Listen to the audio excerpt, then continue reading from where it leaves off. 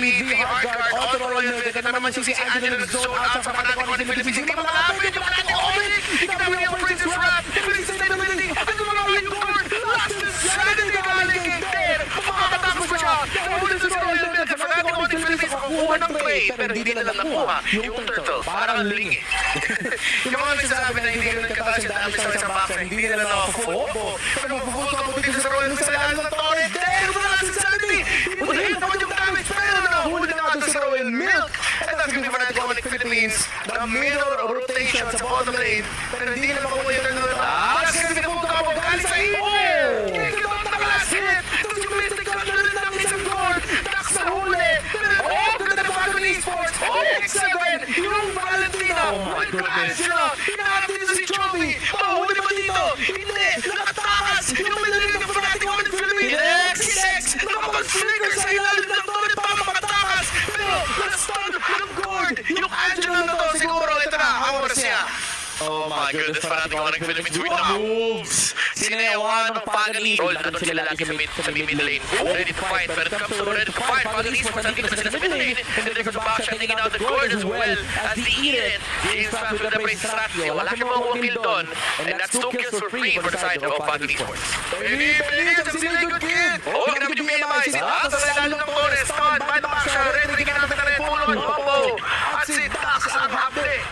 4 versus 2 sa ilalim ng Torres ng Fanatic on the Philippines League Good Kid. Ang ating nakuha niya. PPX na mga kill sa karon. Tingnan mo mag-mapapin sa stin. Dalawang kill na Fanatic on the Philippines sa wala doon. At Falcon Esports. Fanatic on the Philippines. Itong lane! Wala pa abong binato ng Fanatic on the Philippines. Kinamay bahay. Kinamay yung bahay. Pinag-kill si Benny dito sa top lane ng Falcon Esports. At Fanatic on the Philippines tutuloy pa ba sila dito? Wala man yung mini-waves. Medyo crucial na mistake yun na in-assume ng Falcon Esports parang kaya naman i-save yung Bruno dahil naman meron silang Angela na ginagawa nila kanina. Pero with the full combo mula sa Fanatic on the Philippines, kaya nila pala yung Bruno pero here comes Dex. Oh! Kinikitot! With all heart! Joey blaming out pero nataman yung backshot with the tortoise points at sa pakakulat. May Dax dito na napakalaki yung gulong ng Falcon Esports. 2 damage ang galing mula ng guard! Joey takes ang Kinex! Pero nakakuha na naman ang katagil dito. Falcon Esports patay na rin yung backshot but the last insanity! Mula kay Der! There you go! Sabi na Fanatic on the Philippines 1 HP! Mula kay Pick7! Walang Fanatic. Grabe tinubiwan dito si Der! Nawalin din natin ang CC! And there goes the HP din ng Fanatic on the Philippines! Force ang Fanatic on the Nagpag-responde! James Fox magsasabat sa loob! Hindi na siya nakalapin! Nasa ilalim ng Torre! Nag-release ng damage! James Fox buhay pa ba siya dito? Sinuto pa ba niya? Pero huli yung friend ko doon! Hasta na Royal Milk! But Fanatic on the Philippines just like that! Inuwalan ng Falcon Esports! Grabe. Sana hindi lang parang papatay dito sa dalawang to, kundi isipin nila may hardcore pa na pwede po hindi pa Falcon Esports. Oh! Ginamit yung flicker yung combination para mapapag-engage siya doon! James Fox! Saan ka dati kinuha niya? Walang membro! Kapatid mo matuto ka! Gusto ko ba ni Ter? Ginamit yung last insanity para wala na mahuli! Sa same ng hardcore! Walang parang siya buhay dito, hindi siya nakatakot.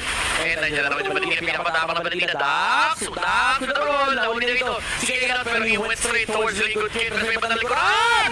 Sa may bandang likuran! Kegalat makes it work for Fanatic on the Philippines. Sa may do it. And maharap na yung front line dito ng Fanatic on the Philippines. True damage from the corner as well. Taking down the box siya. And sunod-sunod, yung pagkakakada dito ng Fanatic on the Philippines, napakarami ng true damage yung Gord. Pali na rin yung X-Borg. Hindi kayo nagkakamali. True na true ang nakikita nyo. Fanatic on the Philippines na mahanap ng turnaround. Ang gano'ng gap na ginawa ni James Fox. Actually, hindi siya yung flashing na kami. Nakatayo lang siya sa loob ng shrub. Oo. Guys, nandiyan ka ba? Vince Kegatot, pinagkani yung faction. Kapared si Dax o hardguard. Nagkakamit dito para Royal Milk. Pero hindi aabot dito yung faction as a Renry. Nagkasecurity pero natin ang Philippines. Pero the turnaround system ng Falcon Esports. Kaya dito lang nakabol. Ng CC pa na rin ng Angela there. Polish ko naman. Full without armor. Pero nandito na rin yung prime na ng PX7. Pero out na. Disengage. Mula sa Fanatic on the Philippines. Sa dito wala silang roam for 24 seconds. Fanatic on the Philippines. Kailangan nila laruan yung mga minion waves. Tignan natin kung meron mag-engage dito sa gitna kasi Falcon Esports sinunog lang yung Lord. A good call by Falcon nung nakita nila na maganda yung pwesto ni Royal Milk. Ginamit ito. Oh, Kegatot. Delikado ito. Nakaka-prime run. Susubukan ko niya makatakas ito.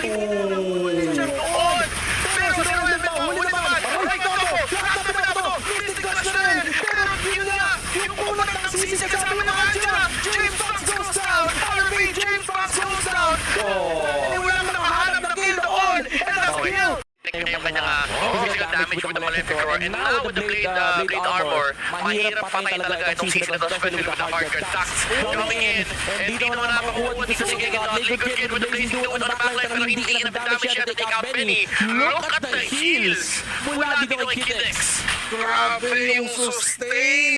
Tapos yung ultimate din ng Eden, ultimate dependent sila eh. Ito naman sa'yo, Falcon Esports, sa pagwala ng ultimate yung Fnatic Onyx Philippines, at kaya naman nila i-survive yung pagbinato na lahat kasi meron silang Angela. Grabe! Grabe si Royal Mythic with the Vengeance, ang sakit.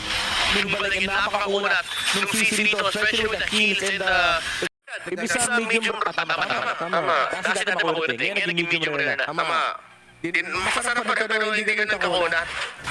Hinahansin kung kaya naman dito naman natin kung nag-Philippines na mesahan. Nagda-dive in na yung mga mayor sa Falcon Esports. Nagpapadala na sila nakatawalan sa Sunny. Kasi Royal Mythic kami yung partner ng Angela. Hindi mo ito naman naman natin kung nag-Philippines CC na to. Masyadong mamunan. Yung damage. Pero si Jen, sinunod mo ba na mag-hold si Joey, wala nang ultimate na rin. At Falcon Esports. Kaya mo nila tapakan si Falcon.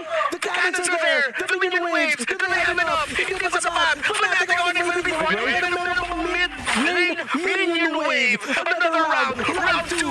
Falcon. They do it. They try to free it. But it's zone on the Fnatic Onyx Philippines. Not the Daddy. Galaxy Export. So down. Minion Waves coming in.